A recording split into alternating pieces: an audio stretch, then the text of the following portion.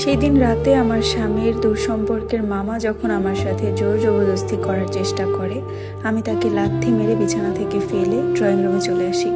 চিৎকার করতে থাকি। এসে দেখি আমার স্বামী বসে বসে মদ গিলছে। আমি ওকে কান্না করে করে বিচার দিই যে এই লোকটা আমার সাথে এরকম করেছে, অথচ আমার স্বামীর কোনো ভ্রুক্ষেপ ছিল না। ওই সময় আমি বাসা থেকে বেরোয় যেতে নিলে ও উঠে আমাকে ইচ্ছা মতনে মারে। ওর প্যান্টের বেল্ট খুলে আমার পিঠে অহর অহর দাগ এখনো আছে। এত এত পরিমাণের বাড়িও আমার পিঠে দিয়েছিল যে একদম কালো কালো হয়ে গেছিল। তারপর আমাকে যত জঘন্য ভাষার গালি আছে ওর মুখ দিয়ে সেগুলো বের হয়েছে। আমি অবাক হচ্ছিলাম যে এই মানুষটাকে আমি ভালোবেসে, এই মানুষটাকে বিশ্বাস করে আমি 2 বছর যাবৎ ওর সাথে সংসার করছি। আমি যখন চিৎকার করতেছিলাম আমি পাগলের মতো হয়ে গেছিলাম যে এটা কি হচ্ছে আমার সাথে। তখন আমার স্বামী বলে যে আজকে কি নতুন নাকি, যেদিন থেকে তোকে বিয়ে করে আনছি সেই দিন থেকেই এই মামা তোর সাথে যায়। আমার মাথায় তো আকাশ ভেঙে পড়ে যে এটা কি বলে। তার মানে এর জন্যই সে আমাকে প্রায় সময় ঘুমের ওষুধ খাওয়াতো। সে আমাকে মারতে মারতে এও বলে যে এত টাকা পয়সা, এত ঘরের জিনিসপত্র সব নাকি এই লোকের টাকায় কেনা। ও নাকি কোনো চাকরিই করে না, এই লোকের অফিসে যেয়ে বসে থাকে। আর রাত হলে এই লোক আমাদের সাথে এর জন্যই থাকে কারণ রাতের বেলা সে আমার কাছে আসে। আর এটা যে শুধু আমার সাথে হয়েছে তা না, এর আগে ওর আরো 2টা বউ ছিল। ওর এই কাণ্ড কাহিনী দেখে এক বউ চলে গেছে অন্য ছেলের সাথে পরকীয়া করে, আরেক বউ এখনো তার বাপের বাড়িতে আছে। যখন সে আমাকে এই কথাগুলো বলছিল তখন আমার মনে হচ্ছিল যে আমার পুরোটা পৃথিবী ঘুরতেছে। কোথা থেকে কোথায় চলে আসলাম। এক তো আমার খালা জীবনটা নষ্ট করে দিল, দ্বিতীয়ত আবার একজনকে বিশ্বাস করে সেই মানুষটা আমার জীবনটাকে এইভাবে নরকে পরিণত করলো। সেদিন ও আমাকে অনেক মারে। প্রায় 3 দিন আমি অসুস্থ ছিলাম। 3 দিন পর আমি অনেকটাই সুস্থ হই। তারপরে ওদের সাথে স্বাভাবিক হওয়ার চেষ্টা করি, যাতে করে ওদেরকে আমি একটা শিক্ষা দিতে পারি। না, ওখান থেকে পালিয়ে আসিনি আমি।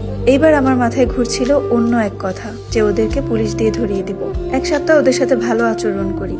তারপর 1 সপ্তাহ পর আমি একদিন, ওরা যখন বাসায় ছিল না, সেদিন বিকেলবেলা সবজি আনার নাম করে থানায় যেয়ে কথা বলে আসি।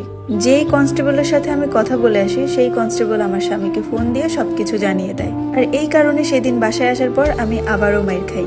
তারপরে 1 সপ্তাহ ওর মামা আমাদের বাড়িতে আসেনি। সেদিনটা আমি অনেক অবাক হয়েছিলাম যে এই প্রথম 2 বছরে সে 1 সপ্তাহের মতো আমাদের বাসায় আসেনি। এছাড়া কখনো গেলে 1 দিন কি 2 দিন, তারপরেই চলে আসতো। এবার 1 সপ্তাহ পার হয়ে যায়, সে আসে না। আর ওই লোকটা আসে না দেখে আমার স্বামী আমাকে অনেক মারধর করতো আর গালাগালি করতো। বারবার আমাকে বলতো তোর জন্য আমার কাছ থেকে এখন টাকার রাস্তা চলে গেছে। আমার এই মামা আমাকে অনেক টাকা পয়সা দিছিল, এখন আমি কোনো চাকরি বাকরি করতে পারবো না। তুই আমাকে তোর শরীর বিক্রি করে এনে টাকা দিবি, এমনিতেও তো তুই নষ্ট, তোর শরীরে কিছুই নাই। আর তোকে তো আমি পবিত্রভাবেও বিয়ে করিনি, তুই কি মনে করছিস তোকে বিয়ে করার আগে তোর গ্রামে আমি খবর চালাইনি?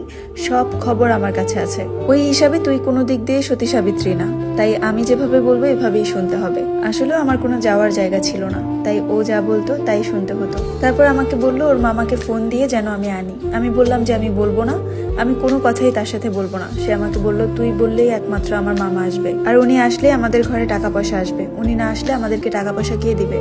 আমি যখন না করতেছিলাম তখন সে আমাকে ভালো মতো বোঝানোর চেষ্টা করে। আমার মাথায় হাত দিয়ে, আমার গালে চুমু দিয়ে আমাকে আদর করে বোঝাতে চায় যে এখন যদি ওনাকে না আনি তাহলে আমাদের বাসা ভাড়া, আমাদের এত খরচ, এগুলো কে দিবে? আমি ওর কথায় অনেকক্ষণ পরে রাজি হই যে ঠিক আছে আমি ফোন দিয়ে বলবো, তবে এর আগে একটা শর্ত আছে। তখন আমাকে বললো কি শর্ত? বললাম যে আমি একটু বাড়িতে যাব, বাড়ি থেকে বেরিয়ে এসে তারপরে তোমার সব কথা শুনবো। ও কোনোভাবেই রাজি হচ্ছিল না। ও বলতেছিল যে তুই বাড়িতে গেলে আর আসবি না। আমি ওকে অনেক কান্নাকাটি করে বললাম যে তুমি যদি চাও তোমার মামাকে ফোন দিয়ে আমি আনি, আর সবকিছু আগের মতো চলুক, যে আমি জেনে গেছি তারপরেও ওনাকে কিছু না বলি, তাহলে আমাকে বাড়িতে যেয়ে আগে কয়েকদিন থাকতে দাও। আমি এখানে থাকতে থাকতে পাগল হয়ে যাচ্ছি। অনেক কষ্টের পর তাকে রাজি করে। রাজি করানোর পর সে বলে যে সে আমাকে নিয়ে আসবে, সে আমাকে নিয়ে যাবে, আর 3 দিনের বেশি আমি থাকতে পারবো না। বাড়ির কাউকে যেন আমি এই কথাগুলো না বলি। তার সেই কথাই আমি রাজি হলাম।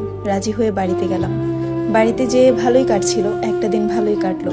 একদিন পাকের ঘরে বসে বসে মাকে কিছু বলার চেষ্টা করলাম, কিন্তু আমার মা শুনতে চাইলো না। সে অন্যান্য কথা বলে ঘুরিয়ে ফেললো। আমার কষ্টের কোনো কথাই সে শুনতে চায় না। তখন বুঝলাম এর কাছে কিছু বলেও লাভ নেই, আমার জীবন আমাকেই চিন্তা করতে হবে। আমার ছোট বোন হঠাৎ করে বিকালবেলা আবদার করলো সে নুডলস খাবে। তারপর আমি তাকে বললাম যে ঠিক আছে, দোকান থেকে তুমি সব কিছু নিয়ে আসো, আমি রান্না করে দিই। ও দোকানে যাওয়ার সময় আমি ওকে একটা কাগজের মধ্যে একটা ঘুমের ওষুধের কথা লিখে দিয়েছিলাম আর বলেছিলাম যে এটা যেন কেউ না দেখে, শুধুমাত্র ফার্মেসি থেকেই নিয়ে আসতে। আপুকে যদি ভালোবাসিস তাহলে এই কথা কাউকে বলবি না। ও আমার কথা মতো 2টা ঘুমের ট্যাবলেট নুডলসের সাথে নিয়ে আসে। আমি নুডলস রান্না করি, সবাইকে দিই। সবাইকে সেই ঘুমের ওষুধ মিশিয়ে আমি নুডলসটা খাওয়াই, যাতে করে রাতের বেলা কেউ ঘুম থেকে না উঠে। সবাই খায়। সেদিন আমার স্বামীও অনেকগুলো নুডলস খায়। খাওয়ার পরে সবাই যখন রাতের বেলা ঘুমায়, সেই রাতের অন্ধকারে আমি আবার ওই গ্রাম থেকে পালিয়ে আসি। পালিয়ে এসে একটা মেয়ের সাথে আমার যোগাযোগ ছিল, ফেসবুকে পরিচয় ছিল। সেই মেয়েদের বাড়িতে উঠি। ওখানে ওঠার পর ও আমাকে একটা কাজের ব্যবস্থা করে দেয়। ও যে গার্মেন্টসে চাকরি করে সেখানকারই হেল্পার হিসাবে ঢুকিয়ে দেয়। আপাতত সুতা কাটার কাজ করছি। ইনশাল্লাহ যদি সামনে আরও কিছু শিখতে পারি, হয়তো বা একটু উপরের লেভেলে যেতে পারবো, তাও ভালো। পরিশ্রম করে সৎ পথে টাকা ইনকাম করব। অসৎ পথে কখনো কোনো কিছু করতে হবে না। এই স্টোরিটা শেয়ার করার কারণ একটাই, আমার জীবনটা আমার খালা নষ্ট করে দিল। আমিও আর 5টা মেয়ের মতো আমার জীবনটা ভালোভাবে উপভোগ করতে পারতাম, সাধারণভাবে বাঁচতে পারতাম। আজকে আমার জীবনে নষ্ট পদবিটা লাগতো না। সে আমার জীবনটা নষ্ট না করলে আজকে এই ছেলেটাও আমার জীবন নষ্ট করতে চাইতো না। সে ভাবতো না যে আমার জীবনটা তো নষ্টই, আমাকে দিয়ে আর নষ্টামি করালেই বা কি হবে। তাই প্রত্যেকটা বাবা মায়ের কাছে আমার একটাই অনুরোধ, আপনারা প্লিজ আপনাদের আদরের সন্তানকে কখনো কোনো আত্মীয়র বাসায় রাখবেন না। বিশেষ করে কোনো মেয়ে সন্তানকে, সে যত আপন আত্মীয়ই হোক না কেন, কারো বাসায় রাখবেন না। মনে রাখবেন, নিজে যা করবেন তার ডাবল আপনার সন্তানের জন্য অপেক্ষা করছে।